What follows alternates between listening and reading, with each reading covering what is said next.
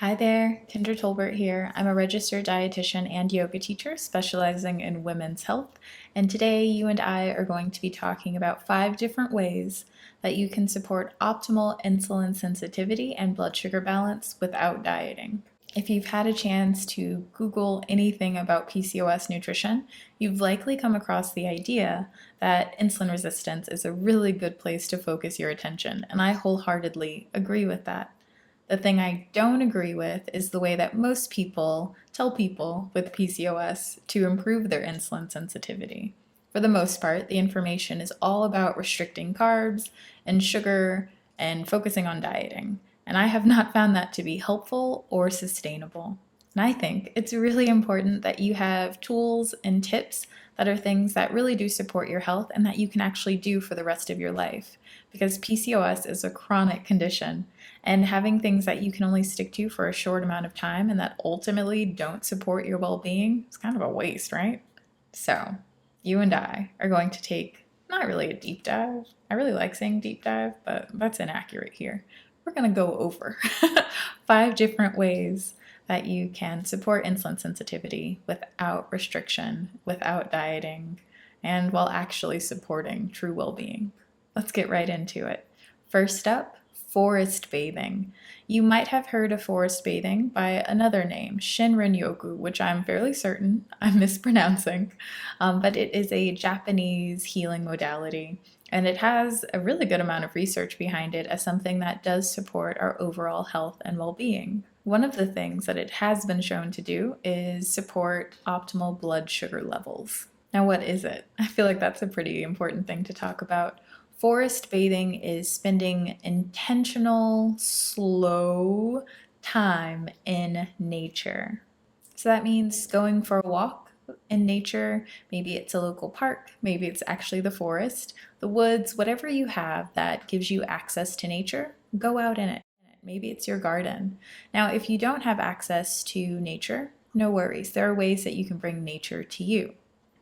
Things like taking care of houseplants, listening to soundscapes, watching nature documentaries or videos, or even following people on Instagram that share images of nature can all be ways to add a little dose of nature into your day. Number 2, yoga. You're probably not surprised that I'm putting this on the list, right? I introduced myself as a yoga teacher, and if you've been on my channel anytime before, you likely have come across my yoga videos. So we have research that shows that yoga can actually improve insulin resistance for people with PCOS. This meditative movement practice not only provides an opportunity to calm your nervous system, which is really important for blood sugar balance, and provides an outlet for stress, also very important for blood sugar balance, but it also provides a form of weight-bearing exercise. You know how I feel about calling yoga exercise, but it does provide movement if you're doing yoga poses or asana. So there's no denying that that's a part of the benefit that it's providing as well. As I said, I have tons of videos, so you can practice along to those. I'll make sure to link to a playlist below. And I also have an ebook that if you're interested in, you can definitely purchase so that you can learn a bit more about how yoga can support you if you have PCOS and more specifically with insulin resistance. Number 3, sleep. I really feel like sleep does not get nearly enough attention. Rest is so important to our health. We tend to act like health is all about like exercise and food, but there's so much more to it. And sleep, I feel, is the unsung hero of health and well-being. Not getting enough sleep is linked to insulin resistance. So anything that you can do to improve the quality and the quantity of your rest is going to help out with blood sugar balance. I know getting enough sleep is easier said than done, but here are some tips that I hope will help you improve the quality and quantity of your rest. You can always try one of my favorites, diffusing a relaxing oil before going to bed. Something like lavender, tangerine or mandarin can be nice as well, or chamomile, or anything else that for you, and it might be unique to you, provides a sense of serenity. Contemplative practices can also help. That can be meditation, that can be journaling, that can be prayer. Anything that helps you to unwind and let go of the day can help you get better sleep at night. And this is the one that I struggle with the most. Slow the scroll. Take a break from the screen before going to bed. Oy, not super easy, right? So it might mean closing your laptop, not scrolling on Instagram, maybe not watching another YouTube video, and instead opting for reading or journaling to get you prepared for bed. Just because we're not focusing on dieting or restriction doesn't mean that we're not going to talk about nutrition. So we are going to talk about some little food tips that can actually help out with insulin resistance. So number 4, make sure that you're adding fiber, fat, and protein to your meals when you're eating carbohydrate-rich foods. I'm gonna leave it there. I did an entire video on how to do that and what that looks like and what that might mean for you, and I'll link to it below. So definitely check that out. Good tips there. I do say so myself. Number 5, supplements. We made it to our last tip. So this one is one that I think can, people can get a little carried away with. There are a lot of different supplements that can help out with insulin sensitivity for people with PCOS.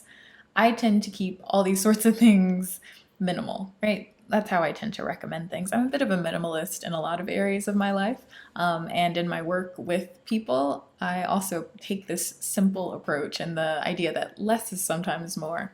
So when it comes to supplements for insulin sensitivity, I typically recommend that my clients start with just one supplement. You don't have to take every single supplement that can be an insulin sensitizer. You can start with one. And the one that I tend to recommend starting with is inositol. I did an entire video on inositol where I talked about 2 of the brands that I tend to recommend to my clients depending on, which kind of mixture they're looking for. If they're looking for myo and D-chiro mixed together, or if they're looking for myo-inositol alone. I'll make sure to link to that video so that you can watch it if you're curious about which variety you might want to explore. So we have some really great research on inositol and PCOS. It can help with a number of symptoms, but one of the things that it's really known for is its ability to help out with that insulin resistance. Now remember how I said I talked about the 2 different brands? One of those brands was lovely enough and generous enough to sponsor a giveaway for this video. So here it is, we get to talk about the giveaway. We're actually giving away some Theralogix Ovasitol. So in order to enter, there are some stipulations, but let's talk about how you enter first, and then I'll talk about who's eligible to enter.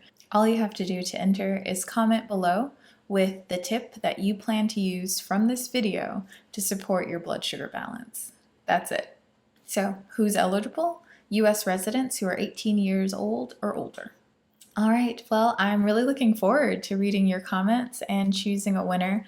So the giveaway ends, or closes I should say, on September 30th at 11:59 p.m. So any comments that come in before then, you are eligible and you are entered. I'm wishing you all the best. I hope you found this video helpful.